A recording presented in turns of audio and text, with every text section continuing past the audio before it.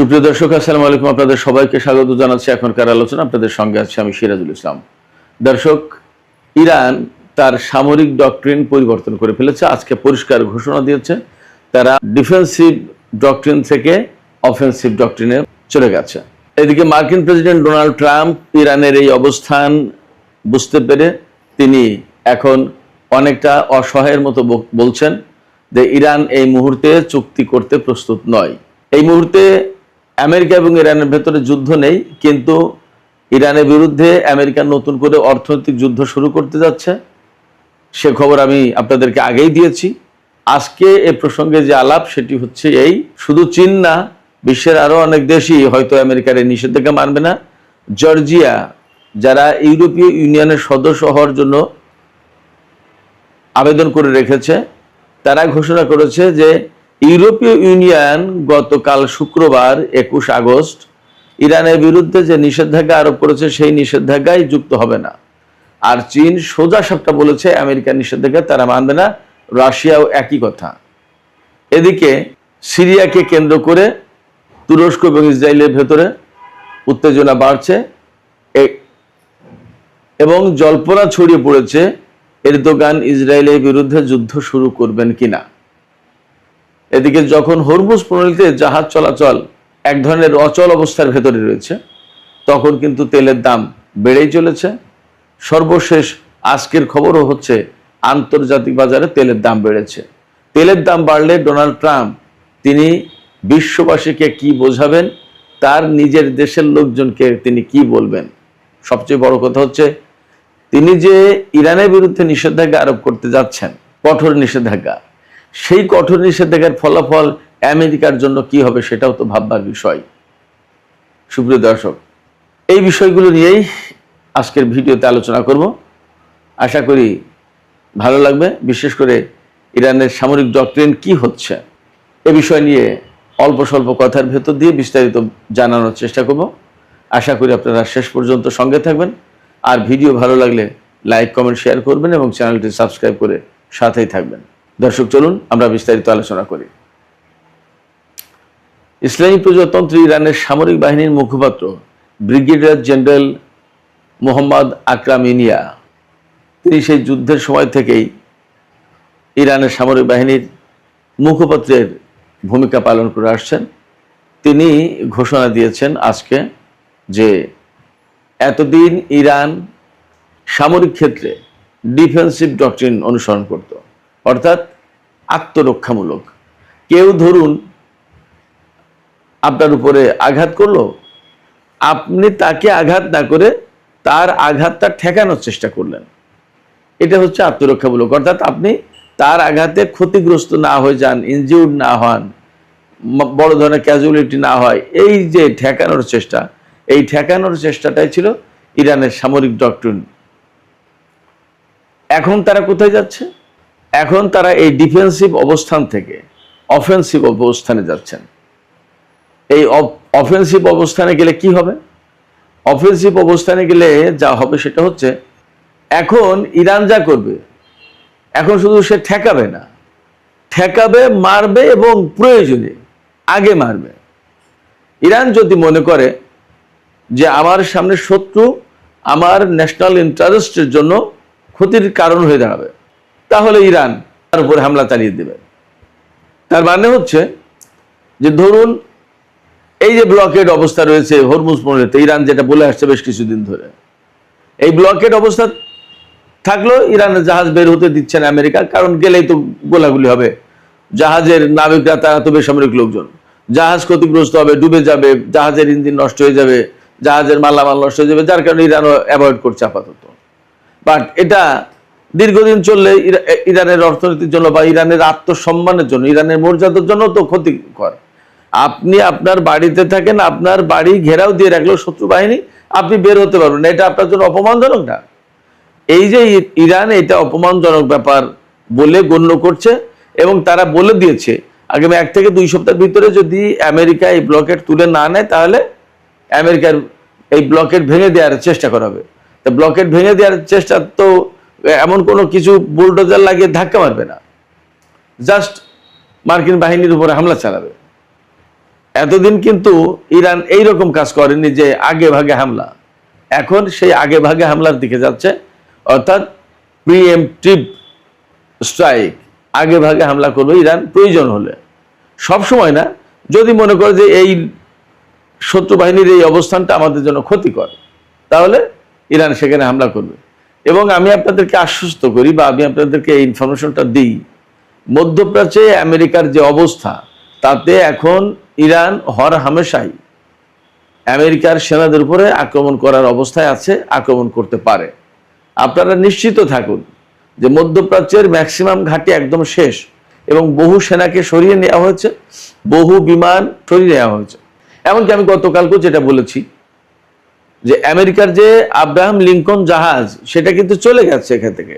সে যা করেছে তার ডেক থেকে জাহাজ উড়ে গিয়ে ইরানের উপর হামলা চালিয়েছে, ক্ষেপণাস্ত্র হামলা, এটা সেটা অনেক কিছু।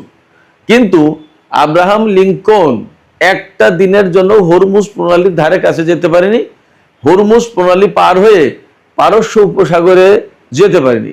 এবং পারস্য উপসাগরে যে সমস্ত জাহাজ ছিল, মার্কিন জাহাজ, সেগুলোর ভাগ্যে কি হয়েছে আমি জানি না। কারণ হচ্ছে, একথা বলছি এই কারণে যে বাহরাইনের উপকূলেই তো মার্কিন পঞ্চম নৌবহরের ঘাঁটি। তা মার্কিন পঞ্চম নৌবহরের ঘাঁটি যখন ধ্বংস করে ফেলেছে ইরান হামলা চালিয়ে, সেখানে থাকা জাহাজগুলোর কি অবস্থা, সে গল্পটা কে বলবে? সেটাও তো একটা কিছু হয়েছে, তাই না? সেখানকার জাহাজগুলো যে অক্ষত অবস্থায় ইরান রেখে দিয়েছে, এমনটা ভাবার তো কোনো কারণ নেই। এবং দীর্ঘদিন ধরে যুদ্ধ শুরুর পর থেকে হরমুজ প্রণালীর ভিতরে আমেরিকার জাহাজ আর যেতে পারে না। তো যখন আমেরিকার মতো একটা শক্তি, আমি বারবার বলি যে আমেরিকার মতো শক্তি, এটা বলি এই কারণে, বহু যুগ ধরে তারা পৃথিবীর সেরা শক্তি, এক নম্বর শক্তি, সুপার পাওয়ার ওয়ান তারা ছিল, তারা দাবি করতো, লোকজন সবাই এভাবেই মেনে নিয়েছে। কিন্তু এখন তারা কি করছে? ইরানের সাথে যুদ্ধ করতে এসে হরমুজ প্রণালী একটা এমন এক প্রণালী যেখানে ইরানের মতোই আছে। আমেরিকা তো মোস্ট সুপার পাওয়ার, তো এই সুপার পাওয়ারে একটা দিনের জন্য তাদের একটা জাহাজ নিয়ে হরমুজ প্রণালী পার হওয়া তো দূরে কথা, তার ধারে কাছেও যেতে পারলো না। কেন পারছে না? পারছে না এই কারণে ইরানের সামরিক শক্তির কাছে আসলে আমেরিকা টিকতে পারছে না। দিস ইজ ফ্যাক্ট, যে যাই বলুক। অনেকে অনেক কথা বলেছিল। আমার সাথে এই যুদ্ধ শুরুর পরে আমাদের বাংলাদেশ সামরিক বাহিনীর একজন অফিসার, বেশ উচ্চ পদের অফিসার, যিনি এই মুহূর্তে বাংলাদেশ সামরিক বাহিনীতেই চাকরি করেন, তার কথা হচ্ছিল, আমার সাথে খুব ভালো বন্ধুত্ব। তিনি বললেন যে ভাই, যুদ্ধের পরিস্থিতি কি দাঁড়াবে, কি হবে? একদম যুদ্ধের খুব প্রাথমিক দিকের অবস্থা। আমি সেদিন বাড়িতে গিয়েছি, যশোরে গিয়েছি, যশোরের কথা, তিনি ফোনে কথা হচ্ছে। আমি বললাম ইরান জিতে যাবে, আমেরিকা হারবে, আমেরিকা পারবে না এখানে, আমেরিকা বরং মারাত্মক রকমের ক্ষতির মুখে পড়বে। তো উনি বললেন ভাই এটা কি বলেন, এটা মানা গেল না, এটা একটু বেশি হয়ে গেল না, এটা কি বলেন, আমেরিকা, এটাই আমেরিকা, আমেরিকার সাথে ইরান টেকে নাকি? হয়তো কিছুদিন টিকে থাকবে, কিন্তু আলটিমেটলি তো আমেরিকা বিজয়ী হবে। আমি বললাম যে না ভাই, আপনি যা বলছেন, আপনি আপনার ধারণা মতো, আপনার দেখা মতো বলছেন, কিন্তু আমি আপনার দেখা, আপনার ধারণার বাইরে গিয়ে কথা বলছি। কারণ আপনি আমেরিকা সম্পর্কে ধারণা রাখেন, ইরান সম্পর্কে ধারণা রাখেন না। আর আমি আমেরিকার সম্পর্কে মোটামুটি একটা ধারণা তো রাখি, আর ইরান সম্পর্কে খুব ভালো ধারণা রাখি। তাদের যুদ্ধের যে প্ল্যান, তাদের যে সামরিক সক্ষমতা এবং তাদের যে ডিটারমিনেশন, এই জায়গায় আমেরিকা টিকতে পারবে না। আমাকে তিনি বলেন ভাই, আমেরিকার এত অত্যাধুনিক জাহাজ, বিমান, গোলা বারুদ, ক্ষেপণাস্ত্র, এত কিছুর সামনে ইরান কি করে টিকবে? আপনি কি বলেন কি? এটা আমি মানতে পারলাম না ভাই। ফ্যাক্ট হচ্ছে, এই কিছুদিন আগে, কত 15-20 দিন আগে তার সাথে কথা, আবার তিনি বললেন হ্যাঁ ভাই, আপনি যা বলেছেন এটাই রাইট, ঠিকই তাই তো হইলো, আপনি ঠিক ছিলেন, আমি তো ভুল বলেছিলাম, বা আমার কথাই ভুল প্রমাণিত হলো। ইরানের এই সামরিক সক্ষমতা সম্পর্কে পৃথিবীর বেশিরভাগ মানুষ জানে না। আমেরিকা, ইসরায়েল এরা তো অন্ধকারে, কারণ তারা যেহেতু 1 নম্বর শত্রু ইরানের, সেই কারণে ইরান তাদের থেকে যতদূর সম্ভব তার সামরিক সক্ষমতা গোপন রাখার চেষ্টা করে। ইরান এমনি বলেছে আমরা এই বিমান বানালাম, এই বিমানের এই ক্ষমতা, আমরা এই ক্ষেপণাস্ত্র বানালাম, এই ক্ষেপণাস্ত্রের এই ক্ষমতা, এই ড্রোন বানালাম, ইত্যাদি ইত্যাদি। কিন্তু তার টোটাল ইনফরমেশন এবং বেসিক ইনফরমেশন এগুলো তো দেয়নি কাউকে, এটা জানে না। বাট আমি রেডিও তেহরানে কাজ করার সুবাদে, দীর্ঘদিন ইরানে থাকার সুবাদে খবর করতাম, তো এই প্রতিদিনের খবরগুলো আমার মাথায় স্মৃতি হিসেবে থেকে যেত। এবং ওখান থেকে ধীরে ধীরে একটার পর একটা এই করতে করতে অনেক কিছু যখন হয়ে গেল, তখন কিন্তু আমার ভেতরে ওই অনেক কিছুর ধারণা থেকেই গেল। এবং আমি বিশ্বাসীদের একজন হয়ে গেলাম যে ইরান কিছু করতে পারে এবং ইরানের হাতে কিছু আছে। আপনারা বিশ্বাস করুন, আপনারাই তো আমার সাক্ষী সবচেয়ে বড়, যে ইরানের যে বিমান শক্তির কথা, এই শক্তির কথা আমি ছাড়া তো কেউ বলেনি। এবং এই বিশ্বাসটা আসলে রাখা কঠিন ব্যাপার, কারণ আমেরিকা ইসরায়েলের সামরিক প্রযুক্তি, তাদের যে সামরিক সক্ষমতা এবং তাদের যে অর্থনৈতিক যে প্রযুক্তিগত ডেভেলপমেন্ট, এই অর্থনৈতিক এবং প্রযুক্তিগত ডেভেলপমেন্টের কারণে তাদের আধা সমস্ত সব ডেভেলপমেন্ট হয়ে গেছে। সেই জায়গায় ইরানের মতো একটা না খেয়ে থাকা দেশ, তাদের ভাষায় যে নিষেধাজ্ঞার কবলে পড়ে থাকা দেশ, এই নিষেধাজ্ঞার কবলে পড়ে থাকা দেশ কি করবে সে আমেরিকা ইসরায়েলের বিরুদ্ধে? বিশ্ববাসীর মনে বেশিরভাগই এই ধারণা ছিল। তারা ইরানের যে ইচ্ছা শক্তি, তাদের যে ক্যাপাসিটি সামরিক দিক দিয়ে, এবং তারা যে একটা ব্যাটার করে বিশ্বের সামরিক শক্তিতে, বিশ্বের রাজনীতিতে এবং বিশ্বের কূটনীতিতে, এটা মানুষ বুঝতেই পারেনি, বিশ্বাসই করতো না। আমি শুধু সামরিক শক্তি না, আমি ইরানের কূটনীতি সম্পর্কে কি বলতাম, সবসময় আমি এই কথাই বলতাম, সবসময় আমি এই বিশেষণ দিতাম যে ইরানের কূটনীতির একটা আলাদা সৌন্দর্য আছে। তারা তো কূটনীতিতে তুখোড়, ইরানের কূটনীতিবিদরা ঝানু কূটনীতিবিদ। এদের সামনে আমেরিকার কূটনীতিবিদরা নাকারে চুবানি খায়, পারেই না, পাত্তাই পায় না। এদের ডিপ্লোম্যাটিক চালগুলো এত জটিল, এত সূক্ষ্ম, এর ধারে কাছে ইউরোপ আমেরিকার কেউ ডিপ্লোম্যাট কেউ টিকতেই পারে না। এবং তারা এই ডিপ্লোমেসির মাধ্যমেই আন্তর্জাতিক অঙ্গনে যুগ যুগ ধরে টিকে আছে এবং এত স্ট্রং পজিশনে এসছে। এই ইরানের এই যে কূটনীতি, এই কূটনৈতিক শক্তি, এই কূটনৈতিক শক্তির কথাও মানুষ জানে না, কি বলবো, সামরিক শক্তি তো পরের কথা, তো বিশ্বাস করতো না। আমি জানতাম, আমি বুঝতাম এবং আমি বলতাম, আমি এখনো বলছি যে ইরানের যে সামরিক শক্তি, যে ইচ্ছা শক্তি, এর ধারে কাছে আমেরিকা নেই। সবচেয়ে বড় কথা হচ্ছে ইরানের সামনে তো একটা তত্ত্ব আছে, একটা আদর্শ আছে। সেই আদর্শটা কি? আমি এই তত্ত্বকে, এই আদর্শকে আমি ছড়িয়ে দিচ্ছি না, জাস্ট আমি আপনাদের সামনে বলছি। সেটা হচ্ছে ইরানিরা তো ঠিক এইভাবেই বিবেচনা করে যে আমি মারা গেলে তো শহীদ, আমার তো ভয় নেই, আর যদি দেশের জন্য লড়াই করে জিততে যাই আমি গাজী, আমি তো, অর্থাৎ ওই যে কথা আছে না যে মরলে শহীদ বাঁচলে গাজী, দুটোই স্বভাবের কাজ, দুটোই ভালো কাজ। তো এই দর্শন যখন কোনো একজন মানুষের ভেতরে গেঁথে যায়, তখন সেই মানুষটাকে পরাজিত করা, সেই মানুষটাকে যুদ্ধের ময়দান থেকে সরিয়ে দেয়া, বা সেই মানুষটাকে ভয় দিয়ে ভীত করে তোলা, এটা অসম্ভব একটা ব্যাপার হয়ে যায়। তার কাছে জীবন মৃত্যু তো সমান। সে মনে করে আমি বেঁচে থাকলেও ক্ষতি নেই, আমি মারা গেলেও ক্ষতি নেই। তার মানে আমি মারা গেলেও লাভ, বেঁচে থাকলেও লাভ, যেটাই হোক আমার কাছে কোনোটাই সমস্যা না।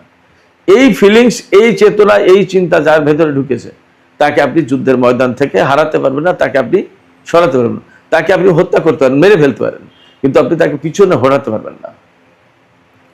ইরানিরা ঠিক এই চেতনা নিয়েই, এই ফিলিংস নিয়েই, এই ডিটারমিনেশন, এই উইল পাওয়ার, এই ইচ্ছা শক্তি নিয়েই তারা কাজ করছে, তাদেরকে সরানো যাবে না।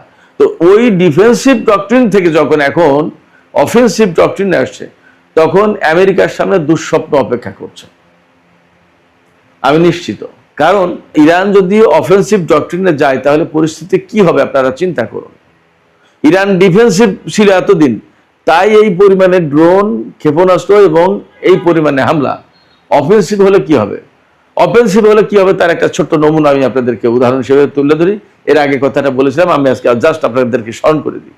ইরান যদি অফেন্সিভ ডক্ট্রিনে যায়, যদি তো আর নেই, তারা তো ঘোষণা দিয়েছে অতএব অফেন্সিভ ডক্ট্রিনে গেল, এই অফেন্সিভ ডক্ট্রিনের আওতায় একটা ছোট্ট কাজ করে ফেলবে। ইসরায়েলের সাথে যদি যুদ্ধ হইতে একদিনে 500 ক্ষেপণাস্ত্র মারবে, হাইপারসনিক ব্যালিস্টিক ক্ষেপণাস্ত্র। ইসরায়েল ক্লিয়ার হয়ে যাবে। আমেরিকা যে ব্লকের সৃষ্টি করে রেখেছে, সারা বিশ্ব দেখছে যে এটা একটা অন্যায় অন্যায্য কাজ। যে কথা বলে যুদ্ধ শুরু করেছে সেখান থেকে আস্তে আস্তে সরতে আমেরিকা কোথায়? হরমুজ প্রণালীকে কেন্দ্র করে এখন যুদ্ধ করছে।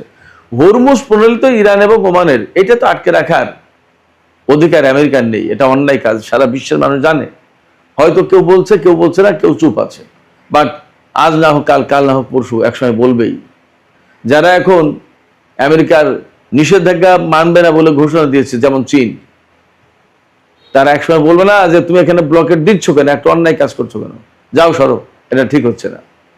গ্রামে বা যখন আমাদের সমাজে যদি দুই পক্ষ গোলমাল করে আর এক পক্ষ যদি সত্যি সেখানে অন্যায়ভাবে গোলযোগে জড়িয়ে পড়ে, তো এক পর্যায়ে কিন্তু সাইডের লোকজন অন্যায় করা লোককে বলতে বাধ্য হয় বা বলে, যাই তুমি যাও, তো তোমারই তো অন্যায়, যাও, বাধ্য হয় সমস্ত করো না, তুমি অন্যায় করে বা তুমি এভাবে বলো কিভাবে, যাও সরো। তাকে কিন্তু গালবন্ধ করে ধমকায়। আমেরিকাকে এক সময় বলবে, বলার প্রেক্ষাপট আমেরিকা তৈরি করে দিয়েছে। বলি ব্লকেডের ব্যাপারে, তো অফেন্সিভ ডক্ট্রিনের আওতায় এই মার্কিন ব্লকের উপরে প্রচন্ড হামলা চালাতে পারে ইরান। আমরা সম্ভবত সেই দৃশ্যপট দেখতে যাচ্ছি খুব স্বল্প টাইমের ভিতরে। ইরান আমেরিকার উপরে প্রচন্ড রকমের হামলা চালাবে, কারণ মধ্যপ্রাচ্যের ঘাঁটিগুলো, স্থলের ঘাঁটিগুলো ক্লিয়ার। মার্কিন পঞ্চম নৌবহরের ঘাঁটি, তাদের সমুদ্র বন্দর বাহরাইনে, সেটা ক্লিয়ার। এখন হরমুজ প্রণালী ক্লিয়ার করতে পারলে অল ক্লিয়ার। এবং সিচুয়েশন যদি এইরকম হয়, গত রাতের ভিডিওতে তো বলেছিলাম যে ক্যালিফোর্নিয়াতে ইরান হামলা চালাতে পারে, ইরানের FBI বলছে, গোয়েন্দা সংস্থা, আমার কথা না, তাদের কথা। ব্যাপারটা যদি তাই হয় তাহলে কি দাঁড়াবে? আমেরিকা ইরানের উপর হামলা চালিয়ে তার নিজের ভূখণ্ড নিরাপদ রেখেছে। ইরান কিন্তু আমেরিকার ভূখণ্ড হয়তো নিরাপদ রাখতে দেবে না। ইরানের, আপনারা টার্গেটটা বুঝতে পেরেছেন, খেয়াল করেছেন? ইরান কিন্তু সেই পয়েন্টে হাত দেয় যেখানে বিশ্বের কেউ কোনোদিন হাত দেয়নি। আপনারা ভাবুন, ইরান কিন্তু বিমান হামলা না চালালেও পারত। কুয়েতে বা কাতারে মার্কিন বাহিনীর উপর যে বিমান হামলা চালিয়েছে অসম্ভব রিস্ক নিয়ে, এটা না করলেও পারত, কিন্তু করেছে। তার অনেকগুলো কারণের ভিতরে একটা বড় কারণ হচ্ছে এই যে ইরান দেখিয়ে দিয়েছে আমেরিকাকে যে তুমি কোথাও সেফ না, তুমি যা যা করবে আমি তাই করবো, এবং তোমার সামরিক বাহিনী বিমান হামলার মুখে পড়তে পারে, এটা তোমাকে আমি ধারণা দিয়ে দিলাম। এখন সামনে এই সময় আসছে, ইরান বিশ্ববাসীকে এই মেসেজ দেবে যে আমেরিকা ইরানের ক্ষেপণাস্ত্র থেকে, ইরানের হামলা থেকে আমেরিকার ভূখণ্ড নিরাপদ না, আমেরিকা তার নিজের ভূখণ্ডকে নিরাপদ রাখতে পারবে না। আমার ভূখণ্ড যখন আক্রান্ত হয়েছে তখন আমেরিকার ভূখণ্ড আক্রান্ত হবে এবং আই উইল অ্যাটাক, আমি হামলা চালাবো। ইরান সম্ভবত বিশ্ববাসীকে এই মেসেজ দিতে যাচ্ছে বা দেবে এই অফেন্সিভ ডক্ট্রিনের আওতায়। এই যে মধ্যপ্রাচ্যে এত নাজেহাল অবস্থা হয়েছে, এই যে নাজেহাল অবস্থাকে যদি আমরা একটা কফিন বলি, তাহলে সেই কফিনে শেষ পেরে ঠুকেছে এই মক্কা চুক্তি। আমি আবারও বলছি, মক্কা চুক্তি যদি অ্যাকচুয়ালি ইরান বিরোধী না হয় একটা পর্যায়ে গিয়ে, তাহলে এই মক্কা চুক্তি আমেরিকা এবং ইসরায়েলের জন্য মহা বিপদের কারণ হয়ে দাঁড়াবে। ডোনাল্ড ট্রাম্প ফট করে একটা কংগ্রাচুলেশন দিয়ে সে খুব খুশি এই মক্কা চুক্তিতে। মক্কা চুক্তিতে তার খুশি আর কি আছে? আরে মক্কা চুক্তির প্রথম ফর্মুলাই তো মার্কিন নিরাপত্তা ব্যবস্থা ব্যর্থ, অকার্যকর। মার্কিন সরকার বা মার্কিন বাহিনী আরব দেশগুলোকে নিরাপত্তা দিতে পারেনি, তাই পাকিস্তান এবং তুরস্কের কাছে নিরাপত্তা চাইল সৌদি আরব। কুয়েত পাকিস্তানের কাছে নিরাপত্তা চেয়েছে, আমেরিকা নিরাপত্তা দিতে পারেনি বলেই তো। অতএব এই জোট যখন বড় হবে এবং একটা সময় যদি এমনও হয় তারা ইরানকে জোটে নিয়ে নিয়েছে, তাহলে তো একদম মানে সোনায় সোহাগা। আর যদি ইরানকে জোটে না নেয় বা ইরান জোটে যদি যুক্ত নাও হয়, তাহলেও আঞ্চলিক যে পরিস্থিতি, এই পরিস্থিতিতে একসময় এই জোটই ইসরায়েলের বিরুদ্ধে দাঁড়াবে, এটা স্বাভাবিক। এখনই তো আলোচনা হচ্ছে এই জোট কি ইসরায়েলের বিরুদ্ধে দাঁড়াতে যাচ্ছে কিনা। সিরিয়ায় তুর্কি অবস্থানে ইসরায়েল হামলা চালিয়েছে, এটা কার্যত তুরস্কের উপরে হামলা। তুরস্ক নেটো জোটের সদস্য, নেটো জোটের সদস্য আক্রান্ত হলে আমেরিকা সহ সবাই আসতে বাধ্য। ইসরায়েল যদি তুরস্কের উপর হামলা চালায় বা তুরস্কের সাথে ইসরায়েলের যুদ্ধ হয়, তাহলে আমেরিকা কি করবে, নেটো জোট কি করবে? ইসরায়েলের বিরুদ্ধে তারা যুদ্ধ করতে আসতে পারবে না। যদি আসতে না পারে তাহলে তখন কি হবে? নেটো জোট ব্যর্থ, এই নেটো জোট ভেঙে যাবে, তখন তুরস্ক নেটো জোট থেকে বেরিয়ে আসবে। তখন নেটো জোট থেকে বেরিয়ে আসলে তুরস্ক যাবে কোথায়? সেই যাওয়ার জায়গা আগে কনফার্ম করলো, তার আলাদা একটা জোট আছে। এই জোটের সাথে একসাথে হয়ে ইসরায়েলের বিরুদ্ধে যুদ্ধ করতে বাধ্য হবে, যুদ্ধ করবে। এবং এই জোটের যা একটা ক্লজ আছে যে এক দেশ হামলার শিকার হলে বাকি সবাই হামলার শিকার বলে ধরে নেওয়া হবে। ব্যাপারটা যদি তাই হয় তাহলে কি দাঁড়াচ্ছে? মধ্যপ্রাচ্যে আমেরিকার কোনো জায়গা থাকবে না। আমি বহু আগেই বলেছি, বহু আগে, এই যুদ্ধ শুরু না আরো কয়েক বছর আগে বলেছি, আমেরিকার পা রাখার জায়গা থাকবে না মধ্যপ্রাচ্যে। ইরান, রাশিয়া এবং চীন যে বলয় গড়ে তুলছে, এই বলয় যদি স্ট্রংলি দাঁড়িয়ে যায়, আমেরিকার পা রাখার জায়গা থাকবে না। এবং দ্যাট ইজ হ্যাপেনিং নাও। সেগুলোই হচ্ছে এখন। তো এই যখন হচ্ছে তখন বাকিটাও হবে। আমেরিকা যখন এখানে পা রাখার জায়গা পাবে না, তখন ইসরায়েলের অস্তিত্ব কোথায় যাবে? প্রচন্ড ঝুঁকির মুখে পড়বে। কি করবে? যার কারণে ইসরায়েল এখন ছটফট করছে। একবার ওখানে কামড় দিচ্ছে, একবার ওখানে কামড় দিচ্ছে, একবার এর সাথে যুদ্ধ করছে, একবার ওর সাথে যুদ্ধ করছে। কিন্তু এটা শেষ কথা না, ধরা তাকে একসময় পড়তেই হবে। অনেক দৌড়াদৌড়ি করছে এখন, কিন্তু টেনে ঠিকই ক্লোজ করে একসময় তাকে খাঁচায় বন্দি করা হবে, যা পরিস্থিতি দেখতে পাচ্ছি। সুপ্রিয় দর্শক, এই আলোচনার শেষ পর্যায়ে এসে যে কথা বলবো সেটা হচ্ছে যে হরমুজ প্রণালী প্রচন্ড রকমের অচল। জাহাজ চলাচল ইদানিং একটু বেড়েছে, বাট সেটা কোনো মতেই ইরানের নিয়ন্ত্রণের বাইরে না। এবং সেটা যুদ্ধ পূর্ববর্তী, অর্থাৎ যুদ্ধের আগের যে অবস্থা ছিল তার থেকে এখন অনেক অনেক অনেক কম জাহাজ চলছে। এর ভিতরে ভালো খবর হচ্ছে ইরান ইরাককে তেলবাহী জাহাজ চালানোর অনুমতি দিয়েছে হরমুজ প্রণালী দিয়ে। এটা ইরাকের এবং ইরানের কৌশলগত স্বার্থের কারণে হয়েছে। এবং ইরাক ইরান এই মুহূর্তে ইতিহাসের সবচেয়ে সেরা বন্ধুত্বের জায়গা আছে। সাদ্দাম পরবর্তী ইরাক ইরান ভিন্ন সমীকরণ। আর হরমুজ প্রণালীতে এই অচল অবস্থার কারণে আপনার তেলের দাম বেড়েছে। আজকে 94.49, অর্থাৎ $94.49 আমি সর্বশেষ যখন খবর দেখলাম। ব্রেন্ট ক্রুড অয়েল 1 ব্যারেল তেলের দাম। আর ওয়েস্ট টেক্সাস $87 উপরে চলে গেছে। তেলের দাম বাড়ছে। তেলের দাম বাড়া মানে ডোনাল্ড ট্রাম্পের তক্তে তাউসে বিরাট ধাক্কা খাওয়া। যখনই তক্তে তাউসে ধাক্কা খাবে তখন তার গদি নিয়ে টানাটানি। এদিকে মার্কিন আর্মি সচিব, যিনি আমেরিকার আর্মির সচিব, নৌ সচিব আছে, আর্মির সচিব আছে, তিনি পদত্যাগ করতে যাচ্ছেন যুদ্ধমন্ত্রীর সাথে টানাপোড়েন, দ্বন্দ্ব, গোলমালের কারণে। তার মানে এই যুদ্ধকে কেন্দ্র করে আমেরিকার সরকারের ভেতরে বাইরে কেউ শান্তিতে নেই, সবাই অশান্তিতে, ঝামেলায়। এর ভিতরে গতকাল ইউরোপীয় ইউনিয়ন ইরানের বিরুদ্ধে 3টা অভিযোগে নতুন করে নিষেধাজ্ঞা আরোপ করেছে। একটা হচ্ছে রাশিয়াকে সহায়তা করছে ইরান, 2 হচ্ছে মধ্যপ্রাচ্যের বিভিন্ন প্রক্সি ফোর্সকে সহায়তা করছে, 3 হচ্ছে হরমুজ প্রণালীতে জাহাজ চলাচলের স্বাধীনতায় বাধা দিচ্ছে ইরান। এই 3টা অভিযোগে ইরানের বিরুদ্ধে নিষেধাজ্ঞা আরোপ করেছে ইউরোপীয় ইউনিয়ন। এই নিষেধাজ্ঞা না মানার ঘোষণা দিয়েছে জর্জিয়া। জর্জিয়া অনেক বড় কোনো দেশ না, তারা ইউরোপীয় ইউনিয়নের সদস্য হবে বলে আবেদন করে রেখেছে। তারা বলছে যে আমরা এইটা মানবো না, এর সাথে আমরা সহযোগিতা করতে পারবো না। আর ইরানের বিরুদ্ধে যে ইকোনমিক ডোমসডে, মহা প্রলয়ঙ্কারী নিষেধাজ্ঞা দেবে, সেই নিষেধাজ্ঞায় কোনো রকমের সহযোগিতা করবে না চীন এবং রাশিয়া পরিষ্কার ঘোষণা দিয়েছে। চীনের পক্ষ থেকে বলা হয়েছে কোনো মতেই নিষেধাজ্ঞা বা ব্লকেড বা অবরোধ কোনোদিন কোনো সমস্যার সমাধান হতে পারে না। এবং এই এখতিয়ার জাতিসংঘের বাইরে কারো নেই। ইরানের উপর যে নিষেধাজ্ঞা আরোপ করছে আমেরিকা, এটা তো জাতিসংঘের আওতায় করছে না, সে তার মতো করে করছে, ইচ্ছা মতো। এটা পৃথিবীর কোনো দেশ মানতে বাধ্য না। যদি কেউ মানে মানলো, না মানলে না মানলো। ইরান পরিষ্কার করে বলেছে যে যে দেশ এটা মানবে ইরানের বিরুদ্ধে নিষেধাজ্ঞা আরোপ করবে আমেরিকার সাথে সহযোগিতা করে, তার জাহাজ হরমুজ প্রণালীতে চলতে দেওয়া হবে না। তার মানে দাঁড়াচ্ছে প্রত্যেকটা ক্ষেত্রে অফেন্সিভ পলিসি গ্রহণ করবে ইরান, সেটা বোঝা যাচ্ছে।